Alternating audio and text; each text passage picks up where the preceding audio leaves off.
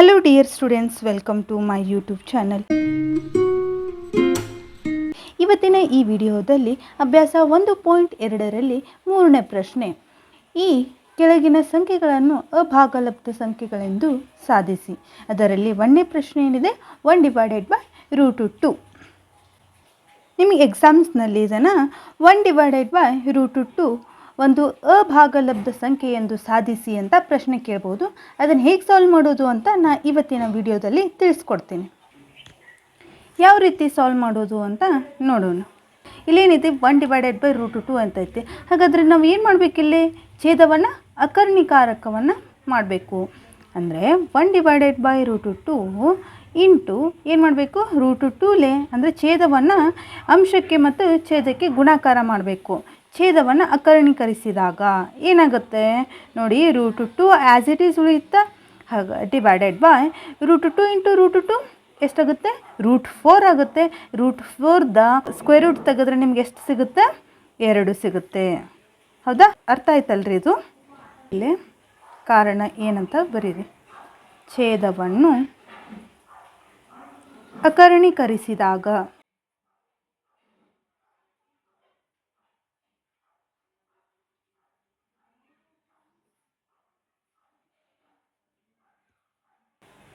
Next step ಏನು ಮಾಡಬೇಕಂದ್ರೆ, ಇದು ಯಾವ ರೂಪದಾಗೈತಿ? P/Q ರೂಪದಲ್ಲೈತ್ರಿ. ಹಾಗಾದರೆ ನಾವು ಏನು ಮಾಡಬೇಕು? ಇದಕ್ಕೆ ವಿರುದ್ಧವಾಗಿ ಮೊದಲು ಭಾಗಲಬ್ಧ ಸಂಖ್ಯೆ ಅಂತ ಊಹಿಸ್ಕೋಬೇಕು. ಇದಕ್ಕೆ ವಿರುದ್ಧವಾಗಿ √2/2 ಒಂದು ಭಾಗಲಬ್ಧ ಸಂಖ್ಯೆಯೆಂದು ಊಹಿಸೋಣ.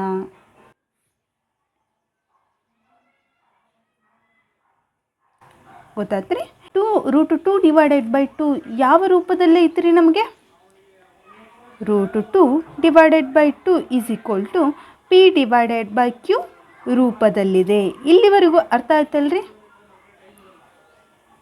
ನೆಕ್ಸ್ಟ್ ಸ್ಟೆಪ್ ನೋಡಿರಿ. √2ನ ಹಾಗೆ ಇಟ್ಕೋತೀನಿ. ಇದು 2ನ ಏನು ಮಾಡ್ತೀನಿ? ದಿಂದ ಹೊರಗೆ ಹಾಕ್ತೀನಿ. ಇದು ಏನೈತಿ? ಛೇದದಲ್ಲಿ ಇದೆ. ಹಾಗಂದರೆ ಈ ದಿಂದ ಹೊರಗೆ ಹಾಕಿದರೆ ಏನಾಗುತ್ತೆ? ಅಂಶದಲ್ಲಿ ಹೋಗುತ್ತೆ. ಹೌದಾ? 2P/Q ಒಂದು ಭಾಗಲಬ್ಧ ಸಂಖ್ಯೆ.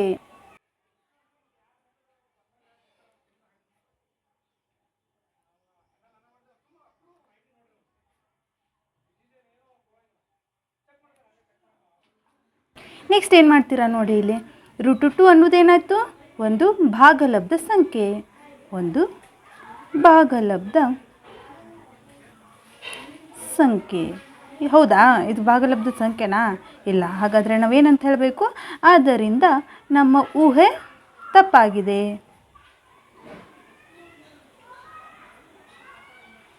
√2 ಅನ್ನೋದೇನು? ಒಂದು ಅಭಾಗಲಬ್ಧ ಸಂಖ್ಯೆ.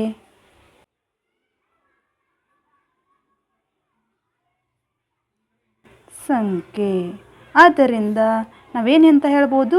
1/√2 ಒಂದು ಅಭಾಗಲಬ್ಧ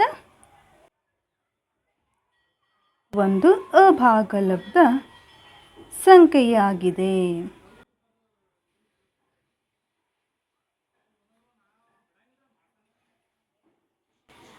ನಾವು ಏನಂತ ಸಾಧಿಸಬೇಕಾಗಿತ್ತು? 1/√2 ಅನ್ನೋದು ಒಂದು ಅಭಾಗಲಬ್ಧ ಸಂಖ್ಯೆ ಅಂತ ಸಾಧಿಸಬೇಕಾಯ್ತು. ಹಂಗಾರೆ ನಾವು ಏನಂತ ಸಾಧಿಸಿದ್ವಿ? ಇಲ್ಲಿ 1/√2 ಅನ್ನೋದೇನು? ಒಂದು ಅಭಾಗಲಬ್ಧ ಸಂಖ್ಯೆ ಅಂತ ಸಾಧಿಸಿದ್ವಿ. ಈ ಲೆಕ್ಕ ಏನಾದರೂ ಅರ್ಥ ಆದರೆ ಲೈಕ್ ಮಾಡಿ, ಶೇರ್ ಮಾಡಿ, ಹಾಗೆ ನಮ್ಮ ಚಾನಲನ್ನು ಸಬ್ಸ್ಕ್ರೈಬ್ ಮಾಡಲು ಮರಿಬೇಡಿ. ಎರಡನೇ ಪ್ರಶ್ನೆ ಏನಿದೆಯಪ್ಪ ಅಂದರೆ, 7√5 ಒಂದು ಅಭಾಗಲಬ್ಧ ಸಂಖ್ಯೆ ಎಂದು ಸಾಧಿಸಿ. ಹೇಗೆ ಸಾಧಿಸಬೇಕು ಅಂತ ನೋಡೋಣ್ರಿ. 7√5 ಒಂದು ಅಭಾಗಲಬ್ಧ ಸಂಖ್ಯೆ ಅಂತ ಸಾಧಿಸಬೇಕಾದ್ರೆ ನಾವು ಮೊದಲಿಗೆ ಏನಂತ ಹೇಳಬೇಕು? 7√5 ಒಂದು ಭಾಗಲಬ್ಧ ಸಂಖ್ಯೆಯಾಗಿರಲಿ ಅಂತ ಕಾಂಟ್ರಡಿಕ್ಷನ್ ಫಾರ್ಮ್ದಾಗ ಅಸ್ಯೂಮ್ಷನ್ ಮಾಡ್ಕೋಬೇಕು. 7√5 ಒಂದು ಭಾಗಲಬ್ಧ ಸಂಖ್ಯೆಯಾಗಿರಲಿ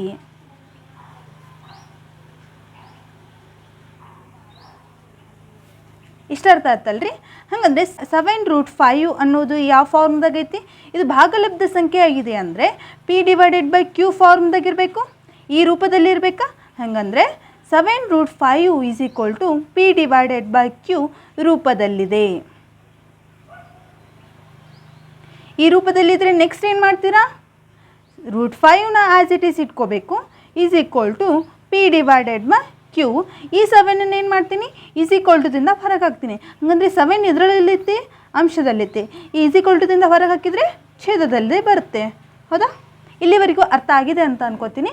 ನೆಕ್ಸ್ಟು P/7Q ಅನ್ನೋದೇನು? ಒಂದು ಭಾಗಲಬ್ಧ ಸಂಖ್ಯೆ. ಹೌದಲ್ರಿ? ಇದು ಒಂದು ಭಾಗಲಬ್ಧ ಸಂಖ್ಯೆ ಆಗಿದೆಯಲ್ಲ. ಅದೇ ರೀತಿ √5 ಅನ್ನೋದೇನು? ಒಂದು ಭಾಗಲಬ್ಧ ಸಂಖ್ಯೆ ಆಗಬೇಕಾಗಿತ್ತು. ಬಟ್ ಇಲ್ಲಿ ಏನಾಗತ್ತೈತೆ ನಮಗೆ? ಅಭಾಗಲಬ್ಧ ಸಂಖ್ಯೆ ದೊರೆಯುತ್ತೆ. ಹಾಗಂದರೆ ಒಂದು ಭಾಗಲಬ್ಧ ಸಂಖ್ಯೆ ಆದ್ದರಿಂದ ನಮ್ಮ ಊಹೆ ತಪ್ಪಾಗಿದೆ.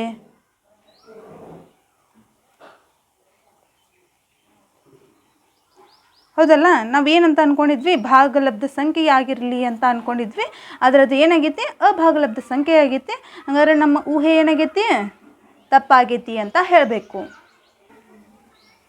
√5 ಒಂದು ಅಭಾಗಲಬ್ಧ ಸಂಖ್ಯೆಯಾಗಿದೆ.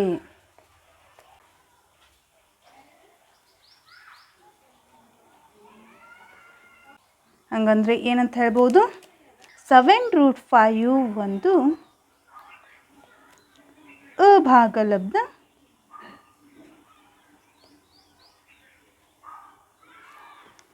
ಸಂಖ್ಯೆ. ಇಲ್ಲಿವರೆಗೂ ಅರ್ಥ ಆಯ್ತಲ್ರಿ? ಈ ಲೆಕ್ಕ ಏನಾದರೂ ನಿಮಗೆ ಅರ್ಥ ಆದರೆ ಪ್ಲೀಸ್ ನಮ್ಮ ಚಾನಲನ್ನು ಸಬ್ಸ್ಕ್ರೈಬ್ ಮಾಡಿ. ಹೆಚ್ಚಿನ ವಿಡಿಯೋಗಳಿಗಾಗಿ ನಮ್ಮ ಚಾನಲನ್ನು ಪ್ರೋತ್ಸಾಹಿಸಿ. ಹಿಂದಿನ ವಿಡಿಯೋದಲ್ಲಿ ನಾನು ಅಭ್ಯಾಸ 1.2ರಲ್ಲಿ 2ನೇ ಮೇನೊಳಗೆ 2ನೇ ಪ್ರಶ್ನೆಯನ್ನು ಸಾಲ್ವ್ ಮಾಡಿದ್ದೀನಿ. ಅದೇ ರೀತಿ 3ನೇ ಮೇನದಲ್ಲಿ 3ನೇ ಪ್ರಶ್ನೆ 6 + √2 ಅನ್ನೋದನ್ನು ನೀವೇ ಸ್ವತಃ ಸಾಲ್ವ್ ಮಾಡಿ. ನೆಕ್ಸ್ಟ್ ಕ್ವಶನ್ ಇದು ಏನು ನಿಮ್ಮ ಬುಕ್ನಲ್ಲಿ ಕೊಟ್ಟಿಲ್ಲ, ಆದರೂ ನಿಮಗೆ ಎಕ್ಸ್ಟ್ರಾ ಏನಾದರೂ ಕೇಳಿದರೆ ಅಂತಂದು ಈ ಪ್ರಶ್ನೆಯನ್ನು ಸಾಲ್ವ್ ಮಾಡತ್ತೀನಿ. ಈ ಥರ ಪ್ರಶ್ನೆಗಳನ್ನು ಕೊಟ್ಟಾಗ ನಾವು ಯಾವ ರೀತಿ ಸಾಲ್ವ್ ಮಾಡಬೇಕು ಅನ್ನೋದನ್ನು ನಿಮ್ಮ ಬುಕ್ನಲ್ಲಿ ಕೊಟ್ಟಿಲ್ಲ, ಬಟ್ ನಾನು ನಿಮಗೆ ಎಕ್ಸ್ಟ್ರಾ ಹೇಳ್ತಾ ಇದ್ದೀನಿ. ನೋಡಿರಿ ಯಾವ ಥರ ಸಾಲ್ವ್ ಮಾಡ್ತೀರಾ. ಫಸ್ಟ್ ಅಲ್ಲಿ ಏನು ಮಾಡಿದ್ವಿ ನಾವು? √3 ಅಥವಾ √2 ಅಂತ ಕೊಟ್ಟಾಗ ಒಂದು ಭಾಗಲಬ್ಧ ಸಂಖ್ಯೆ ಆಗಿರಲಿ ಅಂತ ನಾವು ಕಾಂಟ್ರಡಕ್ಷನ್ ಫಾರ್ಮ್ದಾಗ ಹೇಳ್ತಿದ್ವಿ. ಅದೇ ರೀತಿ ಇಲ್ಲಿನೂ ನಾವು ಏನು ಮಾಡಬೇಕು? √3 - √2 ಒಂದು ಏನಾಗಿರಬೇಕು? ಒಂದು ಭಾಗಲಬ್ಧ ಸಂಖ್ಯೆಯಾಗಿರಲಿ ಅಂತ ಊಹೆ ಮಾಡ್ಕೋಬೇಕು.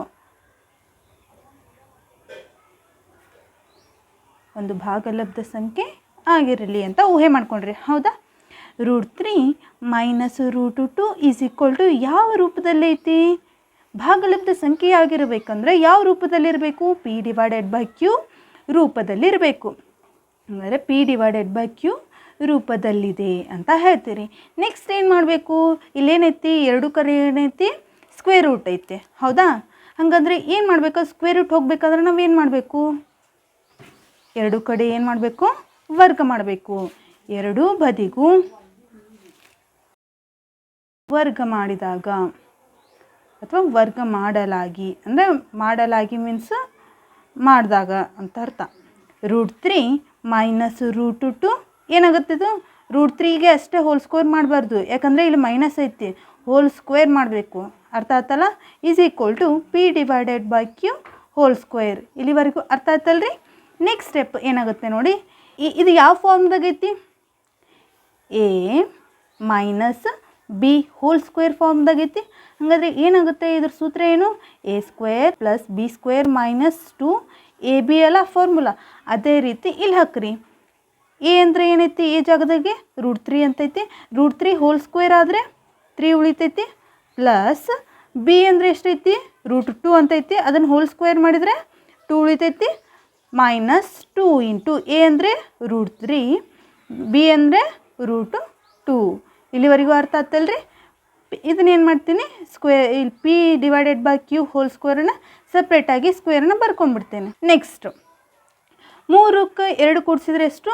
5 minus 2 into √3 into √2 √3 7 6 √6 is equal to P square divided by Q square. ನಮಗೇನು ಬೇಕು? 5ನ ಇಲ್ಲಿ ಇಟ್ಕೋತೀನಿ. ಇದನ್ನೇನು ಮಾಡ್ತೀನಿ ಅಂದರೆ P square divided by Q ಸ್ಕ್ವೇರ್ನ ಈಸ್ ಈಕ್ವಲ್ ಟುದಿಂದ ಹೊರಗೆ ಹಾಕ್ತೀನಿ. ಯಾಕೆ ತೊಗೊಂಡೆ ಅಂದರೆ ನಮಗೇನು ಮಾಡಬೇಕು, 2√6 ಹಾಗೆ ಇಡಬೇಕು. ಹಾಗೆ ಇಟ್ಟರೆ ಏನಾಗುತ್ತಿಲ್ಲ, ಮೈನಸ್ ಅಂತ ಐತಿ. ಹೌದಾ? ನಮಗೆ ಮೈನಸ್ನಾಗ ಬೇಡ, ಏನು ಮಾಡಬೇಕು, ಪ್ಲಸ್ದಾಗ ಬೇಕು. ಹಾಗಾದರೆ ಇದನ್ನು ಈಸ್ ಈಕ್ವಲ್ ಟುದಿಂದ ಹೊರಗೆ ಹಾಕಿದ್ರೆ ನಮಗೇನು ಸಿಗುತ್ತೆ? ಪ್ಲಸ್ದಾಗ ಸಿಗುತ್ತೆ. ಇಲ್ಲಿ ನೋಡಿರಿ, 5 minus P square divided by Q square. ಇದನ್ನೇನು ಮಾಡಿದೆ, ಈಸ್ ಈಕ್ವಲ್ ಟುದಿಂದ ಒಳಗೆ ತೊಗೊಂಡೆ. ಅಂದರೆ ಏನಾಯಿತು? ಮೈನಸ್ದಾಗ ಆಯಿತು. ಈಸ್ ಈಕ್ವಲ್ ಟು ಮೈನಸ್ 2√6 ಹೊರಗಡೆ ಹಾಕ್ತೀನಿ. ಹಾಗಂದ್ರೆ ಏನಾಯಿತು? 2√6 ಆಯಿತು. ಇಲ್ಲಿವರೆಗೂ ಅರ್ಥ ಆಯ್ತು ಅಂತ ಅನ್ಕೋತೀನಿ. ನೆಕ್ಸ್ಟ್ ಇಲ್ಲೇನು ಮಾಡ್ತೀರಿ, ಇವಾಗ ಎಲ್ ಸಿ ಎಮ್ ತಗೋತೀರಿ. 5 Q square L C M ಏನಾಗುತ್ತಾ? ಕ್ಯೂ ಸ್ಕ್ವೇರ್ ಆಗುತ್ತಾ? 5 Q square minus P square is equal to 2√6. ಹೌದಾ? ನೆಕ್ಸ್ಟ್ ಏನಾಗುತ್ತೆ? 5 Q square minus P square divided by ಈ 2 ಏನು ಮಾಡ್ತೀನಿ, ಈಸ್ ಈಕ್ವಲ್ ಟುದಿಂದ ಒಳಗಡೆ ತೊಗೋತೀನಿ. ಹಾಗಂದ್ರೆ ಏನಾಗುತ್ತಾ? ಡಿವೈಡ್ ಆಗುತ್ತಾ? Q square is equal to √6. ಹೌದಾ? ಹಾಗಂದರೆ 5 Q square minus P square divided by 2 q square ಅನ್ನೋದೇನು? ಒಂದು ಭಾಗಲಬ್ಧ ಸಂಖ್ಯೆ. ಬಟ್ √6 ಅನ್ನೋದೇನು? ಒಂದು ಅಭಾಗಲಬ್ಧ ಸಂಖ್ಯೆ. ಅಂದರೆ ನಾವು √6 ಭಾಗಲಬ್ಧ ಸಂಖ್ಯೆ ಅಂತ ಹೇಳೋಕ್ಕಾಗುತ್ತಾ? ಇಲ್ಲ ಅಲ್ಲ. ಹಾಗಂದ್ರೆ ನಮ್ಮ ಊಹೆ ತಪ್ಪಾಗೈತೆ. ಅದನ್ನೇ ಇಲ್ಲಿ ಬರೆಯಿರಿ. 5 Q square minus P square divided by 2q ಒಂದು ಭಾಗಲಬ್ಧ ಸಂಖ್ಯೆ. ಭಾಗಲಬ್ಧ ಸಂಖ್ಯೆ. ಹೌದಾ? ಇದು ಅಂತೂ ಭಾಗಲಬ್ಧ ಸಂಖ್ಯೆ. ಬಟ್ √6 ಅನ್ನೋದೇನು? ಒಂದು ಭಾಗಲಬ್ಧ ಸಂಖ್ಯೆನಾ? ಒಂದು ಭಾಗಲಬ್ಧ ಸಂಖ್ಯೆ. ಆದ್ದರಿಂದ ನಮ್ಮ ಊಹೆ ಏನಾಗೈತಿಲ್ಲ, ಊಹೆ ತಪ್ಪಾಗಿದೆ. ಅಂದರೆ ಏನಂತ ಹೇಳಬೇಕಾಗಿತ್ತು ನಾವು? ಆದ್ದರಿಂದ √3 ಮೈನಸ್ √2 ಅನ್ನೋದೇನು? ಒಂದು ಅಭಾಗಲಬ್ಧ